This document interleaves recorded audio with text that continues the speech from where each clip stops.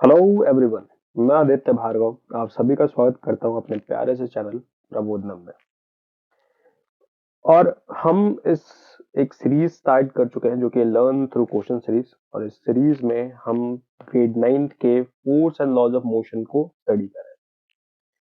हमने last video में 4 questions करे हुए थे और उन क्वेश्चंस के थ्रू हमने एक लॉ को सीखा था, एंड वो था आपका लॉ ऑफ इनर्शिया, जो कि बेसिक तौर पर अगर हम बात करें तो न्यूटन के 3 लॉज में से फर्स्ट लॉ था।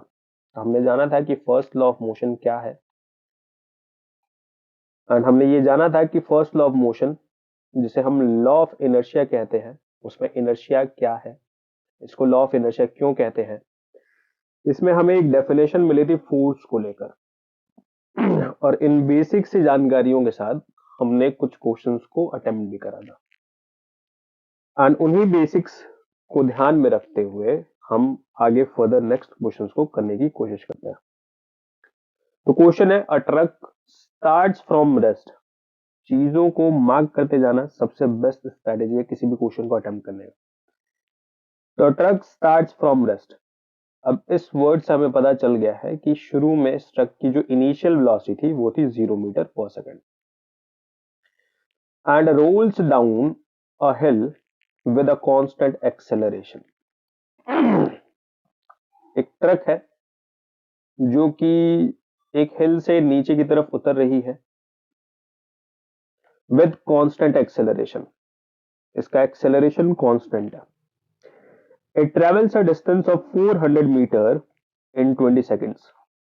ये ट्रक 400 मीटर का डिस्टेंस कवर करती है 20 सेकेंड्स के अंदर। Find its acceleration, find the force acting on it if its mass is 7 ton. हमें बेसिक क्या क्या बातें दे रखी हैं। हमें दे रखा है कि इनिशियल वेलोसिटी जो ट्रक की थी वो थी 0 metre per second. Initial velocity of the truck 0 metre per second. क्या हमें एक्सेलरेशन के बारे में बता रखा है? बिल्कुल नहीं सर, हमें एक्सेलरेशन कैलकुलेट करना है। हाँ, ये बता रखा है कि इस ट्रक ने 400 मीटर का डिस्टेंस कवर किया हुआ है 20 सेकेंड्स में। ठीक है, क्या हम एक्सेलरेशन कैलकुलेट कर सकें? ऑफ कोर्स सर, हमारे पास सेकंड इक्वेशन ऑफ मोशन है जिसको हमने पोजीशन वेलोसिटी इक्वेशन भी कहा था। एंड अगर आपको वो equation, sorry, position time equation कहा था, एंड अगर आपको वो इक्वेशन याद आ रहा हो तो S equals to u t plus half a t square. अब आप देख सकते हो कि आपको डिस्प्लेसमेंट की वैल्यू दे रखी है, इनिशियल वेलोसिटी दे रखी है, टाइम दे रखा है, एक्सेलरेशन नहीं दे रखा, एंड इसी को हमें कैलकुलेट करना है। तो हम इसको कैलकुलेट कर सकते हैं। तो 400 इक्वल्स टू 0 इंटू में 20 प्लस में हाफ इंटू ए इंटू 20 का स्क्वायर। टी स्क्वायर है तो T into T, T square, तो ये हो गया 10। तो 0 प्लस में 200 ए इक्वल्स टू 400, यानी ए की वैल्यू हो गई 400 बाई 200, बोले तो 2 metre per second square. Okay sir, हमने कैलकुलेट कर लिया कि ये जो हिल से नीचे उतरती हुई जो ट्रक है इसका एक्सेलरेशन कितना हो रहा है। तो सर इसका एक्सेलरेशन हो रहा है 2 मीटर पर सेकेंड स्क्वायर। सवाल आया कि हम इसके ऊपर फोर्स कैसे कैलकुलेट करेंगे। हम कैसे कैलकुलेट करेंगे कि इस ट्रक के ऊपर फोर्स कितना लग रहा है, और इसके लिए हमें पढ़ना पड़ेगा न्यूटन का सेकंड लॉ ऑफ मोशन। तो आपको याद होगा हमने लास्ट क्लास में डिस्कस करा था कि न्यूटन ने 3 लॉज को कंपाइल करा हुआ है। ये 3 लॉज कौन कौन से हैं? फर्स्ट लॉ ऑफ मोशन, ध्यान रखें इक्वेशंस अलग हैं, लॉज अलग हैं, एंड हम अभी न्यूटन के 3 लॉज की बात कर रहे हैं। फर्स्ट लॉ ऑफ मोशन, जिसको हमने लॉ ऑफ इनर्शिया भी कहा था, और इसी लॉ में हमने सीखा था कि इनर्शिया क्या होता है। सर, इनर्शिया बॉडी के अंदर की एक प्रॉपर्टी है जो कि स्टेट ऑफ मोशन को चेंज होने से अपोज करती है, रोकती है। और अगर बाय चांस आपने स्टेट ऑफ मोशन चेंज करना है किसी बॉडी का, तो फिर आपको एक्सटर्नली एक एजेंट अप्लाई करना पड़ेगा, और उस एजेंट को हमने नाम दिया था फोर्स। इसका मतलब ये है कि फर्स्ट लॉ ऑफ मोशन जो है वो हिडन इंफॉर्मेशन देता है इनर्शिया की, बट डेफिनेशन देता है फोर्स की। Sir first law of motion को पढ़ने के बाद हमने सिर्फ और सिर्फ फोर्स को समझा था कि फोर्स क्या है। फोर्स एक एक्सटर्नल एजेंट है जो कि स्टेट ऑफ मोशन को चेंज करता है, लेकिन हमने फोर्स कितना लग रहा है किसी बॉडी के ऊपर, या फोर्स की क्वांटिटी कितनी है किसी ऑब्जेक्ट के ऊपर, वो कैलकुलेट करना नहीं सीखा था। और उसके लिए हमारे पास second law of motion.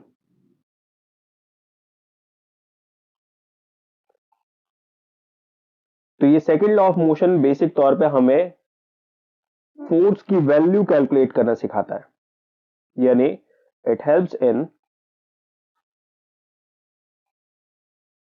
Calculating value of force applied on a body.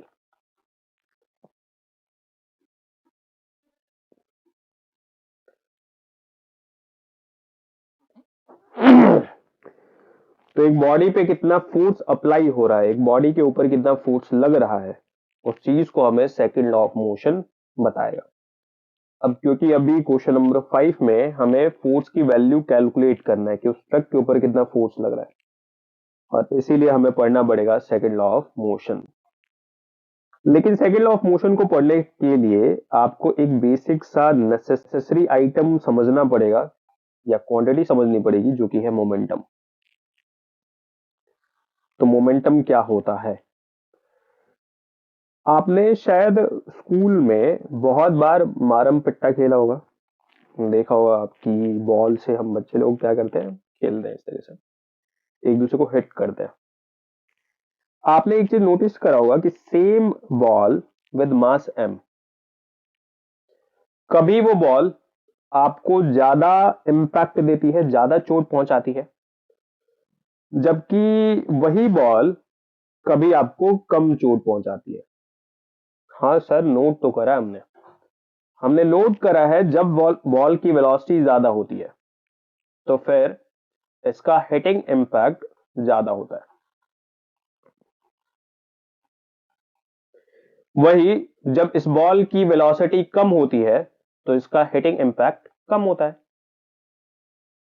यानी किसी भी मास की वेलोसिटी की वजह से जो हिटिंग इंपैक्ट बॉडी गेन करती है उसी को हम कहते हैं मोमेंटम।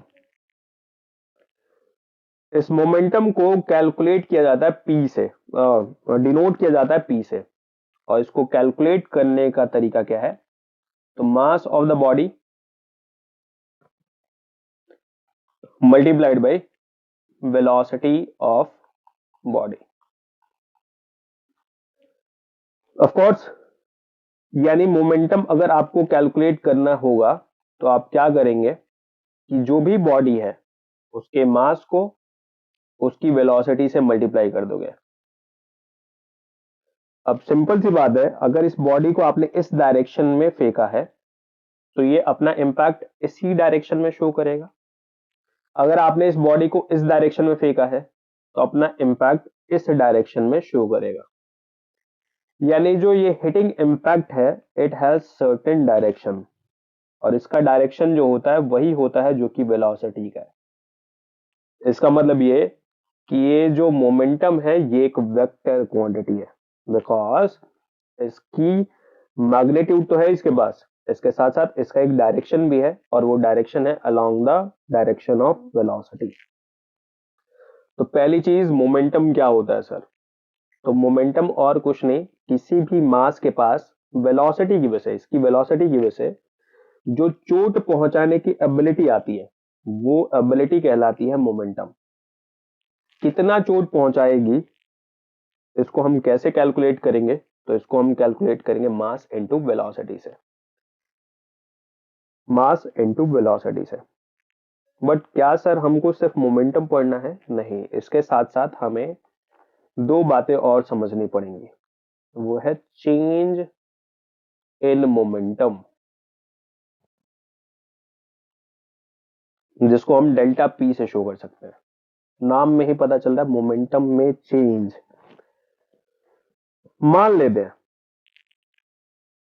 कि एक कार है जो कि इनिशियली हो सकता है कि इसका मास है 200 केजी का, मान लेते हैं, और इनिशियली ये चल रही थी 10 मीटर पर सेकंड से। कुछ एक्टिविटी हुई कार के अंदर, रियल टर्म्स में बात करें तो एक्सेलरेशन हुआ इस कार का, और इस एक्सेलरेशन की वजह से इस कार की जो वेलोसिटी हो गई है वो मान लेते हैं अभी 15 मीटर पर सेकंड हो गई है। लेकिन मास कितना है? तो सर मास अभी भी 200 केजी ही है। इनिशियली वेलोसिटी क्या थी? 10 मीटर पर सेकंड। अभी वेलोसिटी क्या है? 15 metre per second. Of course sir पहले ये लो स्पीड से चल रही थी, लो वेलोसिटी से चल रही थी, तो इसका हिटिंग इम्पैक्ट पहले कुछ और था, बट क्योंकि अभी इसकी वेलोसिटी में चेंज आया हुआ है तो इसका हिटिंग इम्पैक्ट अभी कुछ और है। सवाल आया सर पहले कितना था? तो अगर आप पहले की मोमेंटम को कैलकुलेट करोगे, जिसको मैं पी आई से शो कर रहा हूं, तो ये क्या हो जाएगा? Mass into initial velocity. तो शुरू में मास था 200 केजी का, वेलोसिटी कितना था? 10 मीटर पर सेकेंड। तो जो इनिशियल मोमेंटम था वो गया 2000 किलोग्राम मीटर पर सेकेंड। वही फाइनल मोमेंटम अगर आप देखेंगे, जो कि हो जाएगा मास इनटू फाइनल वेलोसिटी। तो फाइनल मोमेंटम अगर हम देखें तो फाइनल मोमेंटम की क्या वैल्यू हो जाएगी? तो sir mass into final velocity. Mass में तो कोई चेंज नहीं आया। ऐसे बहुत बार ऐसे भी केसेस हमें देखने को मिलते हैं जब मास में भी चेंज आता हो, बट अभी ग्रेड 9 के हिसाब से अगर हम बात करें तो मास में चेंज नहीं आ रहा है, वेलोसिटी में चेंज आ रही है।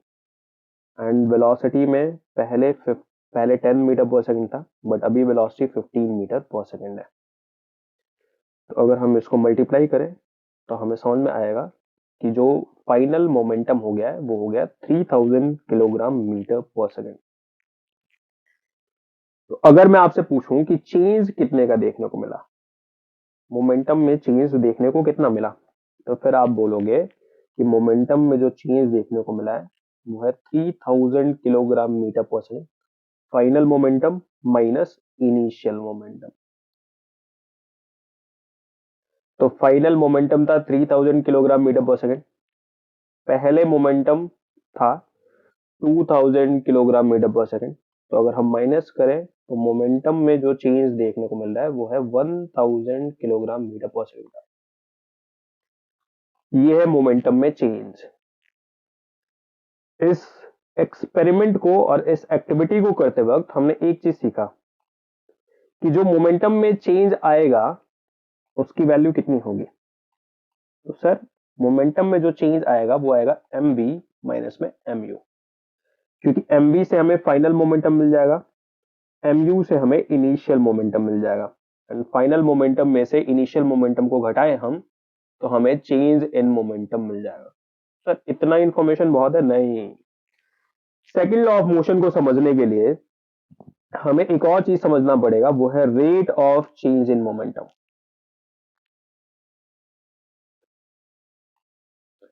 अक्सर आप बच्चे रेट को लेकर ही कंफ्यूज रहते हैं। सर रेट क्या है? रेट और कुछ नहीं है, सेम चीज है बट यूनिट टाइम में। भाई ऑफ कोर्स जब आप सामान लेने जाते हो मार्केट में, तो अब आप जब भी रेट बोलते हो तो ऑल द वे वो जो सेलर होता है वो समझ जाता है कि आप उससे कॉस्ट ही पूछ रहे हो, बट यूनिट क्वांटिटी का। इसी तरीके से rate of change in momentum और कुछ नहीं है, चेंज इन मोमेंटम ही है, बट यूनिट टाइम में। यूनिट टाइम मतलब एक सेकंड में, एक मिनट में, एक घंटे में, यूनिट टाइम में होना चाहिए वो। तो मोमेंटम में जो चेंज आ रहा है वो यूनिट टाइम में कितना आ रहा है, इसको हम कहेंगे rate of change in momentum. मान लेते हैं कि जो वेलोसिटी में चेंज आया था वो 5 सेकंड्स में आया था, ऐसा मान लेते हैं। तो अगर 5 सेकंड्स में चेंज आ रहा है मोमेंटम का 1000 kg मीटर पर सेकंड का। ये तो सर 5 सेकंड्स में है। 5 सेकंड्स में चेंज कितने का आ रहा है? 1000 kg मीटर पर सेकंड का। तो 1 सेकंड में कितना आ रहा होगा? तो 1 सेकंड के लिए हम 5 से डिवाइड कर देते हैं। तो 5 से डिवाइड करते ही जो वैल्यू आई वो आएगी 200 kg metre per second square का। यानी पर सेकंड अगर आप देखेंगे, मैं इसको लिखते वक्त थोड़ा सा यहां भी स्क्वायर मिटाते हैं। तो अगर आप पर सेकंड देखेंगे तो आपको क्या नोटिस होगा कि पर सेकंड मोमेंटम में जो चेंज आया था वो आया था 200 kg मीटर पर सेकंड का, और इसी को हम कहेंगे rate of change in momentum. तो कैलकुलेट कैसे करा सर हमने rate of change in momentum? तो rate of change in momentum को कैलकुलेट करने के लिए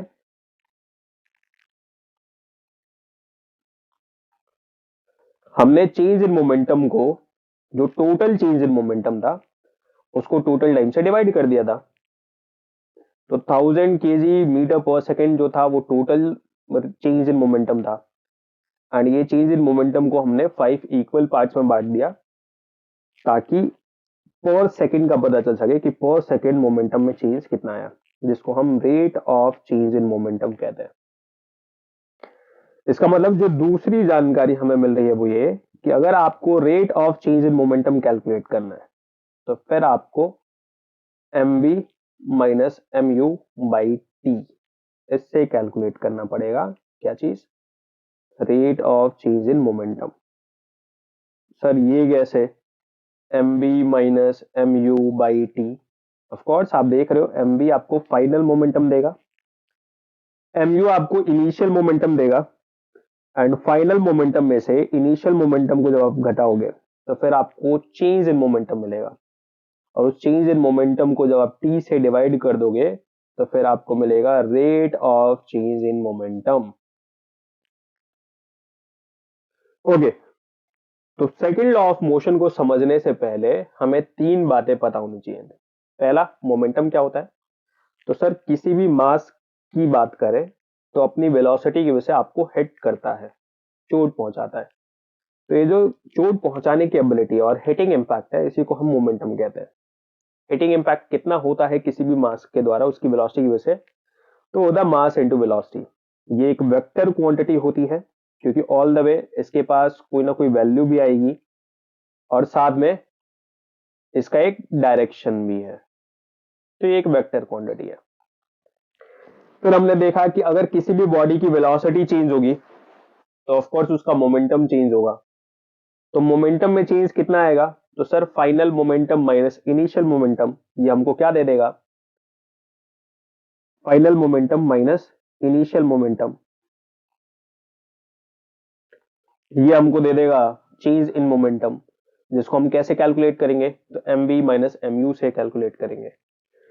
और फिर हमने जाना कि पर सेकेंड मोमेंटम में कितना चेंज आएगा, तो वो होगा हमारा mv minus mu by T, और इसको हम लोग कहेंगे rate of change in momentum. Sir आप ये बातें क्यों बता रहे हो? क्योंकि सेकेंड लॉ ऑफ मोशन की लाइनें ही कुछ ऐसी है। तो न्यूटन का जो सेकेंड लॉ ऑफ मोशन है वो क्या कहता है? Newton's second law of motion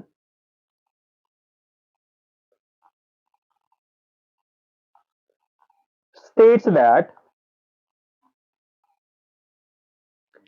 force applied on a body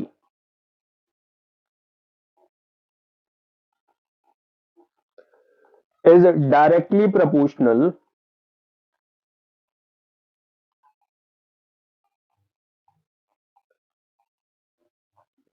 to rate of change in momentum of the body।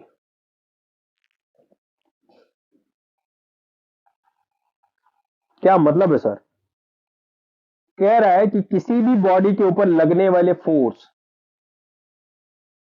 किसी भी बॉडी के ऊपर लगने वाला फोर्स जो होता है वो डायरेक्टली प्रोपोर्शनल होता है उस बॉडी के rate of change in momentum के। इट मींस अगर आप किसी बॉडी के ऊपर फोर्स लगाओगे तो उसका मोमेंटम में चेंज आएगा। ऑफ कोर्स सर, फोर्स लगाने से मोमेंटम में चेंज कैसे आएगा? अगर आप किसी बॉडी के ऊपर फोर्स लगाओगे तो उसका स्टेट ऑफ मोशन चेंज होगा, एंड अगर उस बॉडी का स्टेट ऑफ मोशन चेंज आएगा, फोर्स लगाने से क्या होता है? स्टेट ऑफ मोशन में चेंज आता है। एंड अगर स्टेट ऑफ मोशन चेंज हो रहा है, इसका मतलब कि velocity of the body change हो रही है।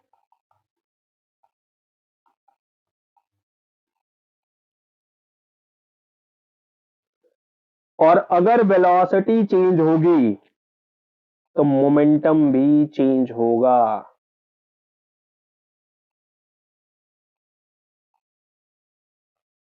तो यही बात तो कह रहे हैं कि फोर्स अगर किसी बॉडी के ऊपर अप्लाई होगा तो मोमेंटम में चेंज होगा। तो जितना ज्यादा फोर्स अप्लाई होगा उतना ज्यादा उसका rate of change in momentum होगा। रेट मतलब पर सेकेंड उसके मोमेंटम में चेंज आपको ज्यादा देखने को मिलेगा। अगर किसी बॉडी के ऊपर फोर्स आप कम लगा रहे हो तो उसके पर सेकेंड मोमेंटम में चेंज आपको कम देखने को मिलेगा। यानी force applied on a body is directly proportional to rate of change in momentum of the body। अगर किसी बॉडी के ऊपर फोर्स ज्यादा लगा तो उस बॉडी का rate of change in momentum ज्यादा होगा। अगर किसी बॉडी के ऊपर फोर्स कम लगा तो rate of change in momentum उसका कम होगा। और यही चीज कहलाती है आपकी second law of motion, Newton second law of motion. क्या कहता है ये? न्यूटन का दूसरा नियम कहता है कि अगर एक बॉडी के ऊपर फोर्स लगाओगे तो जितना ज्यादा फोर्स लगाओगे उतना ज्यादा पर सेकंड इस बॉडी का मोमेंटम चेंज होगा। पर सेकंड उस बॉडी का मोमेंटम चेंज होगा, ज्यादा चेंज होगा। अगर आप कम फोर्स लगाते हो तो कम चेंज आएगा, अगर आप ज्यादा फोर्स लगाते हो तो फोर्स जो चेंज आएगा, rate of change in momentum जो होगा वो ज्यादा होगा। इसका मतलब ये है कि force and rate of change in momentum एक दूसरे से डायरेक्टली प्रोपोर्शनल है। यही चीज आपका सेकंड लॉ ऑफ मोशन कहता है। आपने बहुत बार खुद भी ऑब्जर्व करा होगा कि आपका फ्रेंड इस तरीके से आगे चल रहा है एंड आप अचानक से उसको तेज धक्का देते हो तो फिर वो तेजी से आगे बढ़ता है, और कभी आप उसको धीरे से धक्का देते हो फिर वो धीरे से आगे बढ़ता है। यानी जब आपने फोर्स लगाया, हल्का फोर्स लगाया तो मोमेंटम में चेंज आया, हल्का चेंज आया। एंड अगर आपने ज्यादा फोर्स लगाया तो मोमेंटम में चेंज आया, ज्यादा ज्यादा मोमेंटम में चेंज आया। तो अगर मोमेंटम में चेंज ज्यादा आ रहा है तो पर सेकंड मोमेंटम में चेंज ज्यादा होगा, तो rate of change in momentum ज्यादा होगा। एंड वही मोमेंटम में चेंज कम आ रहा है तो rate of change in momentum कम होगा। और इसी चीज को हम ऐसे भी लिख सकते हैं। तो rate of change in momentum जो कि अभी भी मैंने बताया, delta P by T. Sir यहाँ डेल्टा पी क्या है? तो डेल्टा पी का मतलब है चेंज इन मोमेंटम।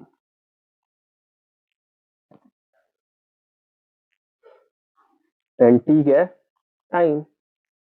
टाइम से डिवाइड करोगे तभी तो पता चलेगा कि पर सेकंड मोमेंटम में चेंज कितना आ रहा है, जिसको हम rate of change in momentum कहते हैं। तो force equals to k into में डी पी बाई टी। आप डी पी लिख लो, डेल्टा पी लिख लो, d p by d t लिख लो। तो बेसिक तौर पे हम क्योंकि अभी डेल्टा पी लेकर चल रहे हैं तो हम डेल्टा पी लिख लेते हैं, डेल्टा पी बाई टी। इनका रियल मीनिंग जो है वो आपको 11th-12th में ज्यादा क्लियरली समझ में आएगा, बट अभी के लिए इतना समझो बस। ये क्या है सर? ये के क्या है? तो के और कुछ नहीं है, प्रोपोर्शनैलिटी कांस्टेंट है। जब भी आप प्रोपोर्शनैलिटी को हटाते हो तो एक कांस्टेंट को इंट्रोड्यूस करते हो कि भाई प्रोपोर्शनल है तो कितने टाइम्स प्रोपोर्शनल है, और यही प्रोपोर्शनैलिटी कांस्टेंट यहाँ पे के है। अगर इसको हम सॉल्व करें तो k इंटू में m v minus m u by t. Delta p की वैल्यू अभी बताया था मैंने, डेल्टा पी और कुछ नहीं, चेंज इन मोमेंटम है। एंड ये कैसे निकलेगा, तो final momentum minus initial momentum, final momentum m v, initial momentum m u, m v minus m u by t. क्या मैं इसको ऐसे भी लिख सकता हूं, F equals to k into में m v minus u by t. Okay, यहां थोड़ा सा ध्यान देना आपने, क्योंकि फोर्स की को क्वांटिफाई हम पहली बार कर रहे थे। न्यूटन का जब लॉज आए, न्यूटन के जब लॉज आए तभी तो हमें फोर्स के बारे में पता चला। तो फर्स्ट लॉ से हमें पता चला कि फोर्स क्या होता है। सेकंड लॉ हमें क्वांटिटी और इसको क्वांटिफाई करना सिखाता है। तो जब न्यूटन साहब इन लॉज को क्वांटिफाई कर रहे थे, मतलब इस लॉ के थ्रू फोर्स को क्वांटिफाई कर रहे थे, तो कोशिश ये थी कि कोई एक्स्ट्रा कॉन्सेप्ट ना आया है यहाँ पे जिसको हम याद करें।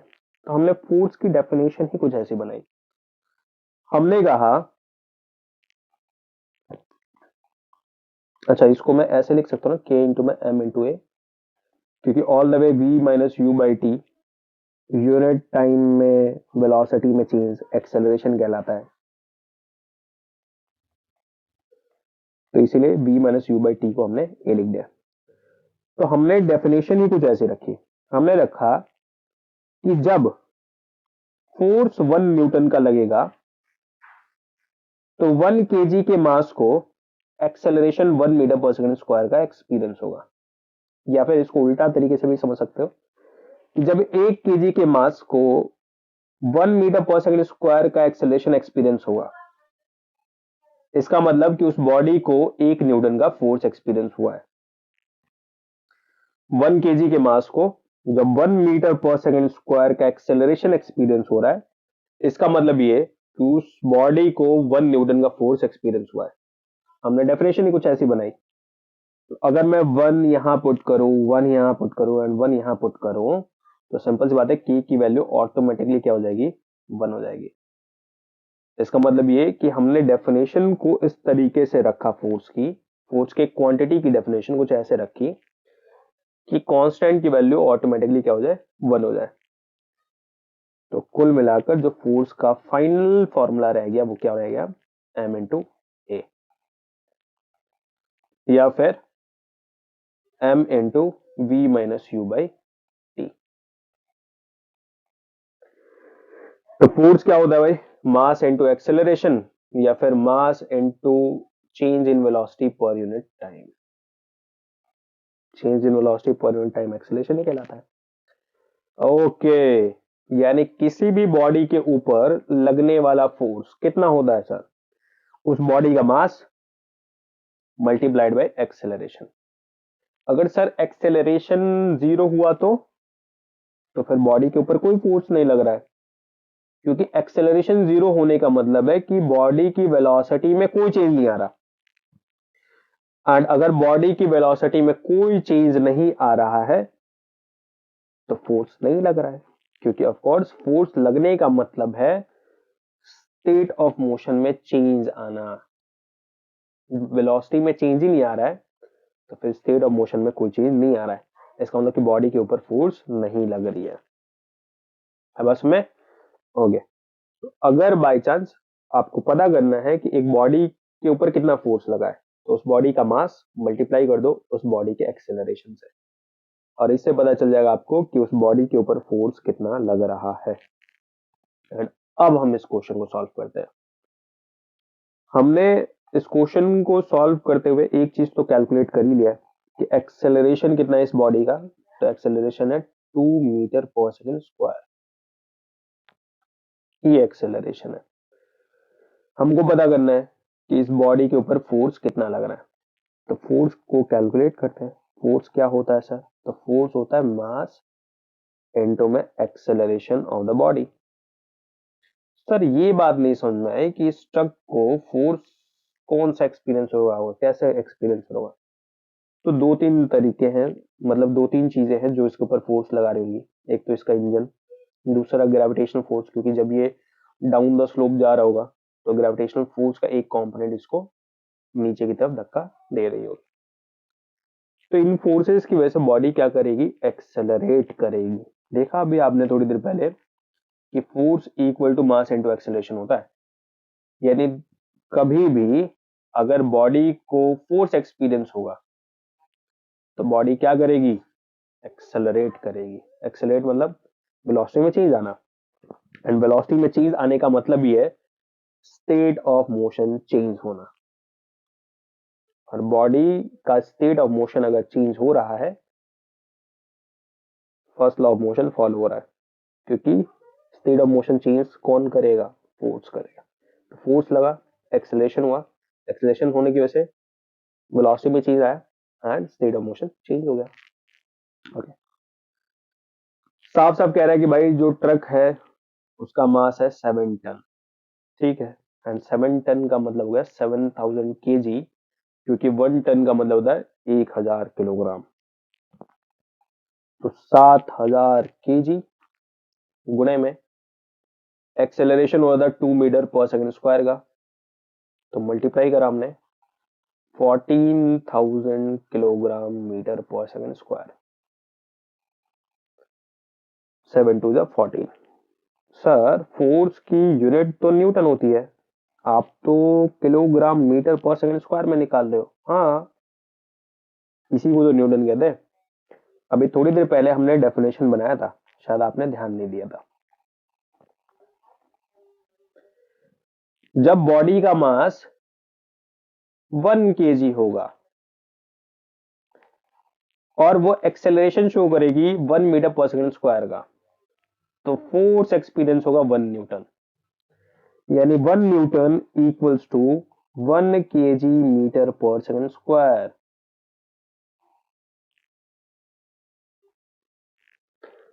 अभी आपको शायद समझ में आया कि न्यूटन ही KG metre per second square को कहते हैं।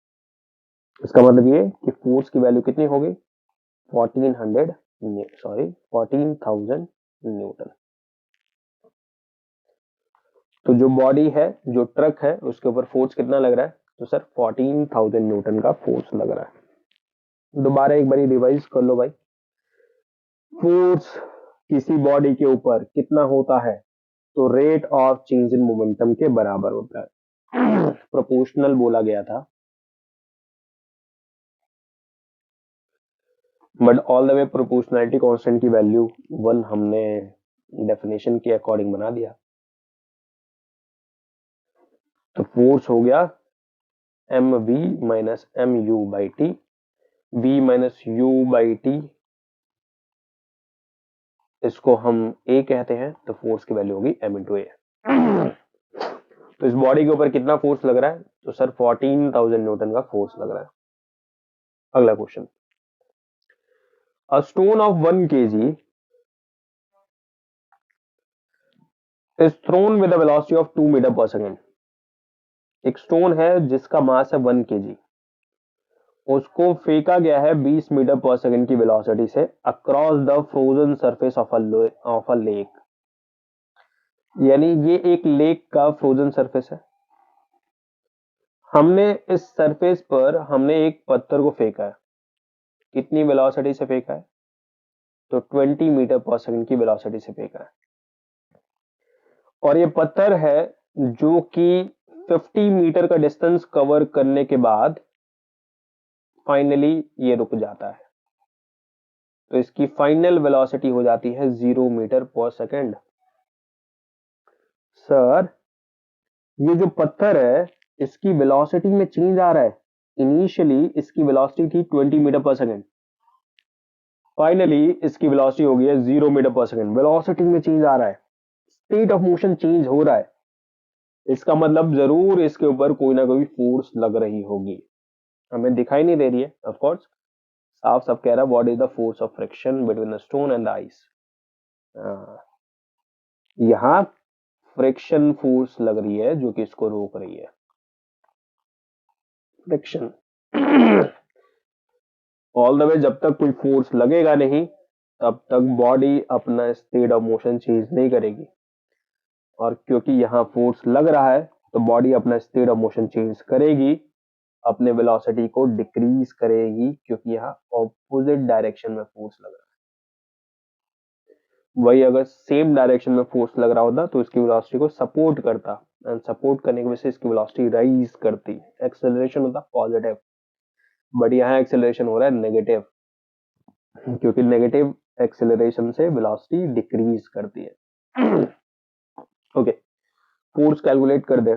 सर फोर्स को कैलकुलेट करने का तरीका हमको पता चल चुका है कि किसी भी बॉडी के ऊपर लगने वाला जो फोर्स होता है, किसी भी बॉडी पे लगने वाला जो फोर्स होता है वो बराबर होता है उस बॉडी के मास मल्टीप्लाइड बाय उस बॉडी के एक्सेलरेशन के।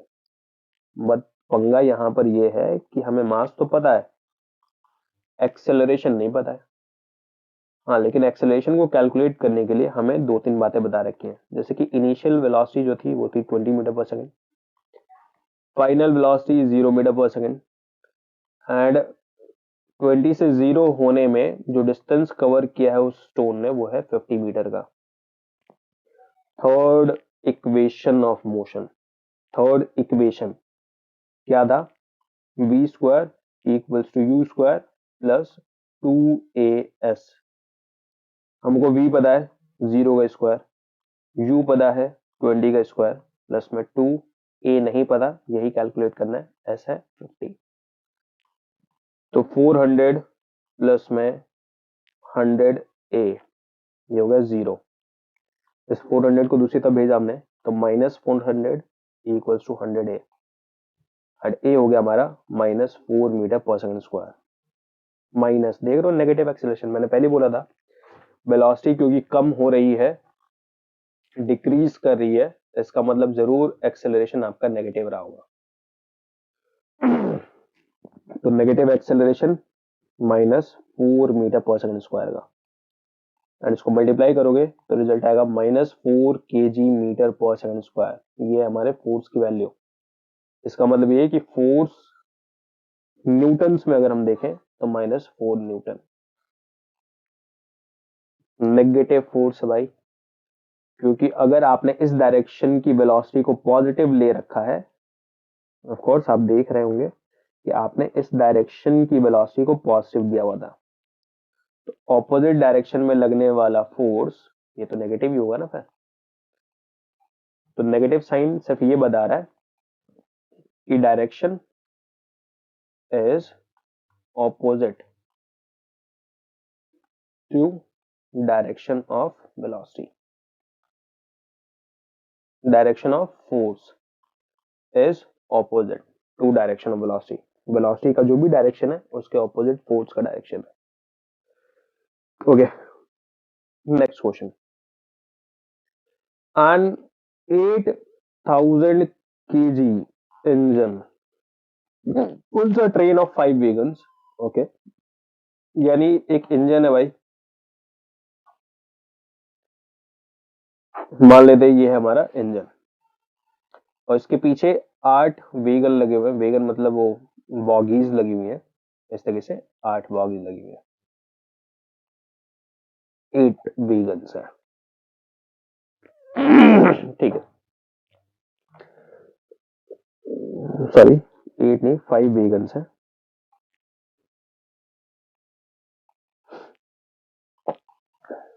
ठीक है, इंजन का मास कितना है?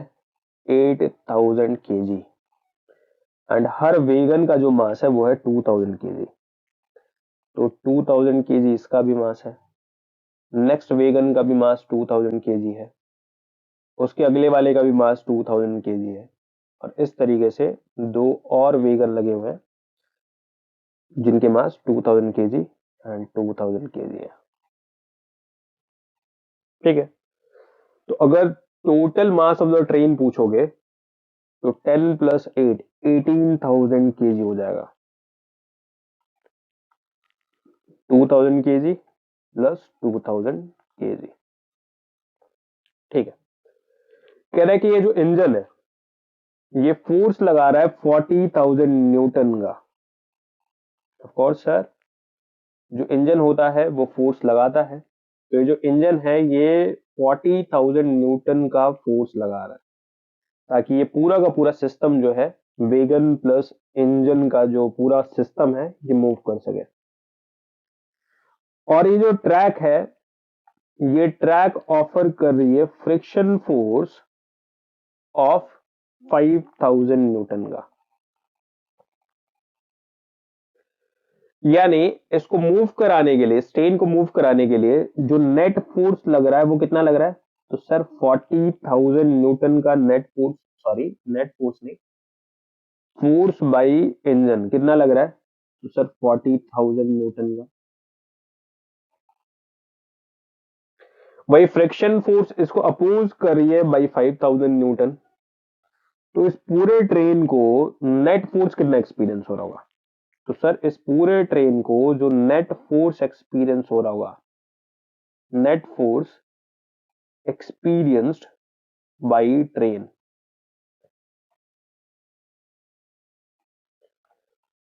तो 40,000 न्यूटन माइनस में 5,000 newton equals to 35,000 newton. Sir 40,000 newton minus 5,000 क्यों? क्योंकि दोनों फोर्सेस का डायरेक्शन ऑपोजिट है। ऑफ कोर्स ये वाली जो फोर्स है जो कि इंजन के द्वारा लग रही है, ये तो सपोर्ट करेगी, ये तो चाहेगी कि भाई आगे इंजन बढ़े, जबकि ये जो नेगेटिव फोर्स है जो कि फ्रिक्शन फोर्स है वो इसको अपोज करना चाहेगी। तो दोनों का डायरेक्शन सेम नहीं है। जैसे कि यहां देखो, हो सकता है इस डायरेक्शन में 10 न्यूटन का फोर्स लगे, इस डायरेक्शन में 5 या 2 न्यूटन का फोर्स लगे। इस बॉडी से पूछोगे कि भाई तुम्हें कितना फोर्स, नेट कितना फोर्स एक्सपीरियंस हो रहा है, तो ये कहेगा इस डायरेक्शन में 8 न्यूटन का फोर्स। ये बिल्कुल वैसा ही है जैसे कि पहले शायद आपने 2 लड्डू खाए और फिर बाद में आपने 4 लड्डू खाए। आपसे पूछा गया कि आपने टोटल कितने लड्डू खाए, आप बोलोगे 6 लड्डू खाए टोटल नेट। तो इस बॉडी के ऊपर नेट कितना फोर्स लग रहा है? तो 8 न्यूटन। तो बेसिक तौर पे ये 8 न्यूटन ही जो भी काम कराना होगा वो करवाएगी। तो पहला सवाल यही था कि नेट एक्सेलरेटिंग फोर्स, एक्सेलरेशन नहीं पूछ रहा है, ये फोर्स पूछ रहा है, क्योंकि ये फोर्स का काम क्या है? एक्सेलरेशन कराना। तो नेट एक्सेलरेटिंग फोर्स कितना ट्रेन के द्वारा एक्सपीरियंस होगा? तो वो है 35,000 न्यूटन का। कह रहा है what will be the acceleration of the train. हमने कहा ठीक है, हमको पता है अब कि नेट फोर्स होता है मास इनटू एक्सेलरेशन के। सर अभी तक तो आप force equal to mass into acceleration कह रहे थे, अभी आप net force equal to mass into acceleration कह रहे हो, क्योंकि ऑल द वे ये नेट फोर्स ही अपना रोल प्ले करता है। भाई बहुत सारी फोर्सेस लग रही हैं और टोटल मिला के 0 हो जाए, जब कोई फोर्स ही नहीं लग रही है तो फिर एक्सेलरेशन कैसे? यानी आपको नेट रिजल्ट देखना है कि फोर्सेस का नेट रिजल्ट क्या है। सिर्फ वो नेट रिजल्ट ही आपको स्टेट ऑफ मोशन को चेंज कराने में मदद कराएगी। तो मास इनटू एक्सेलरेशन, तो मास कितना भाई पूरी ट्रेन का?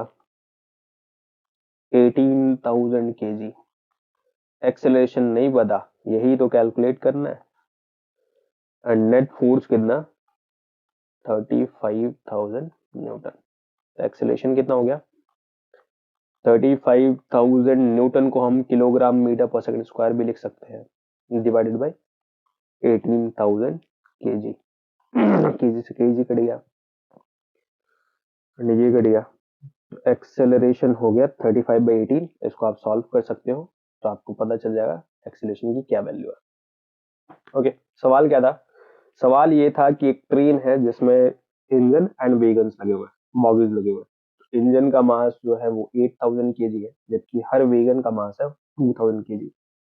तो 5 वेगन लगे हुए थे, तो 5 टू 10 केजी का मास हो गया इन वेगन्स की वजह से, एंड 8,000 का मास हो गया आपके इंजन का। टोटल जोड़ा तो 18,000 केजी, 18,000 केजी का टोटल ट्रेन बैठी। इंजन फोर्स लगा रही थी 40,000 न्यूटन का मूव कराने के लिए, जबकि फ्रिक्शन इसको अपोज करा था बाई 5,000 न्यूटन। नेट फोर्स कितना एक्सपीरियंस हो ट्रेन को? 35,000 न्यूटन का। एंड वही एक्सेलरेशन कितना एक्सपीरियंस हुआ? तो force by mass, acceleration experience हो गया। ओके, अगला question. An automobile vehicle has a mass of 1500 kg। एक ऑटोमोबाइल व्हीकल है जिसका मास है 1500 kg। बना लेते हैं भाई, एक कार बना ही लेते हैं। हवा में चलने वाली कार है सर ये तो। नहीं नहीं, ये रोड पे ही चल रही है। तो ये हमारा ऑटोमोबाइल जिसका मास कितना है 1500 kg। What must be the force between the vehicle and the road if vehicle is to be stopped with a negative acceleration of 1.7 meter per second square? कह रहा है कि अगर हम चाहते हैं कि ये व्हीकल रुक जाए, कितने एक्सेलरेशन से रुके? तो ये व्हीकल रुके with negative acceleration 1.7 metre per second square से। तो कितना फोर्स लगना पड़ेगा व्हीकल एंड रोड के द्वारा? यानी ये फ्रिक्शन की बात पूछ रहा है कि कितना फ्रिक्शन लगना चाहिए। हमने कहा फ्रिक्शन फोर्स या किसी भी फोर्स की बात करो तो होता है मास इनटू एक्सेलरेशन। किसी भी बॉडी पे लगने वाला फोर्स बराबर होता है उस बॉडी के मास मल्टीप्लाई बाय उसका एक्सेलरेशन। तो मास तो दे ही रखा है 1500 kg मल्टीप्लाइड बाय एक्सेलरेशन कितना होना चाहिए 1.7 metre per second square negative का। तो अगर आप मल्टीप्लाई करोगे तो आपको कुछ वैल्यू मिल जाएगी KG metre per second square, negative value मिलेगी, ध्यान रखना, क्योंकि नेगेटिव एक्सेलरेशन नेगेटिव फोर्स की वजह से आता है, जिसकी वजह से वेलोसिटी क्या होगी, कम हो जाएगी। तो आप इसको कैलकुलेट करोगे तो आपको फोर्स की वैल्यू समझ में आ जाएगा कि फोर्स कितना एक्सपीरियंस हुआ। अगला, what is the momentum of an object of mass m moving with velocity v? एक मास है m, v वेलोसिटी से मूव कर रहा है, मोमेंटम बताओ m इंटू वी। अभी हमने थोड़ी देर पहले डिस्कस करा था कि मोमेंटम क्या होता है, मास इंटू वेलोसिटी होता है।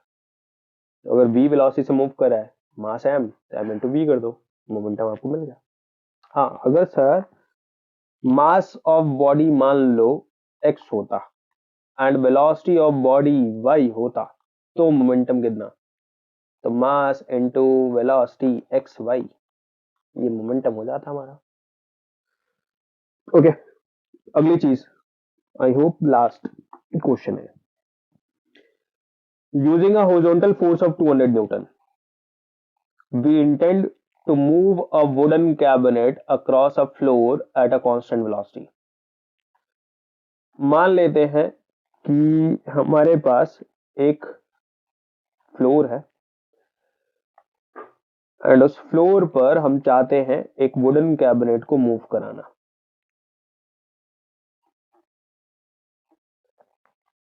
ये वुडन कैबिनेट जिसको हम चाह रहे हैं मूव कराना, हमने फोर्स लगाया 200 न्यूटन का। हम चाहते हैं कि ये मूव करे विद कांस्टेंट वेलोसिटी, यानी ये मूव तो करे with constant velocity. Sir force लगा रहे हो और आप चाह रहे हो कि वेलोसिटी कांस्टेंट रहे। फोर्स लगाने से आप चाह रहे हो कि वेलोसिटी कांस्टेंट रहे। सर कांस्टेंट वेलोसिटी तो तभी पॉसिबल है जब फोर्स ना लगे, फोर्स जीरो हो, बट आप तो फोर्स लगा रहे हो। क्वेश्चन आगे पढ़ते हैं। What is the friction force that will be exerted on the cabinet? Friction force कितना लगेगा? ऑफ कोर्स फोर्स जीरो होने के लिए जो फ्रिक्शन लगना चाहिए, जो फ्रिक्शन यहाँ बॉडी पे लगना चाहिए वो भी 200 न्यूटन का ही लगना चाहिए, क्योंकि ये दोनों फोर्सेस एक दूसरे को कैंसिल आउट कर देंगी, जिससे बॉडी को कोई फोर्स एक्सपीरियंस नहीं होगा। एंड अगर बॉडी को कोई फोर्स एक्सपीरियंस नहीं हुआ तो बॉडी फिर कांस्टेंट वेलोसिटी से मूव करेगी। First law of motion, body के ऊपर फोर्स लगेगा तो स्पीड ऑफ मोशन चेंज होगा, बॉडी के ऊपर फोर्स नहीं लगेगा तो स्पीड ऑफ मोशन चेंज नहीं होगा। वेलोसिटी में चेंज ना आना यानी स्पीड ऑफ मोशन सेम रहना, and speed of motion same तभी पॉसिबल है जब फोर्स जीरो। अगर आप इधर से 200 न्यूटन का फोर्स लगा रहे हो तो काउंटर एक्ट करने के लिए एक फोर्स और लगनी चाहिए सेम अमाउंट की, ताकि फोर्स जीरो हो, ताकि वेलोसिटी कांस्टेंट रहे। एंड यहाँ पे फ्रिक्शन फोर्स है काउंटर एक्टिंग फोर्स, तो उसकी वैल्यू भी कितनी रहनी चाहिए, 200 न्यूटन का ही रहना चाहिए। ओके, आई होप आप लोगों को अभी समझ में आ गया होगा सेकंड लॉ ऑफ मोशन क्या है। तो फर्स्ट लॉ ऑफ मोशन अगर मैं एक साथ जोड़ू तो फर्स्ट लॉ ऑफ मोशन हमें क्या देता है, डेफिनेशन ऑफ द फोर्स। वही सेकंड लॉ ऑफ मोशन हमें क्या देता है, क्वांटिटी ऑफ फोर्स। यानी सेकंड लॉ ऑफ मोशन से हमें क्वांटिफिकेशन पता चलती है कि किसी बॉडी पे फोर्स कितना लग रहा है। और इसको पढ़ते हुए हमने पढ़ा मोमेंटम क्या होता है, हमने पढ़ा चेंज इन मोमेंटम क्या होता है, हमने पढ़ा rate of change in momentum क्या होता है, और फिर हमने जाना कि फोर्स और कुछ नहीं होता, डेल्टा पी बाई टी के बराबर ही होता है। और यहीं से हमने फोर्स के कुछ फॉर्मूले निकाल लिए। एक तो डेल्टा पी बाई टी हो गया, एक हो गया m v minus u by t हो गया, एक हो गया m v minus m u by t हो गया, एक हो गया एम इंटू ए। इतने सारे फोर्स के फॉर्मूले हैं, जो जहां जरूरत पड़े वो वहां यूज करो। Okay, and thank you. Please अगर पसंद आए तो लाइक शेयर एंड सब्सक्राइब करो, सभी को बताओ यार कि हाँ बढ़िया लग रहा है ना, अपना ही चैनल है ना। ओके, चलो, थैंक यू।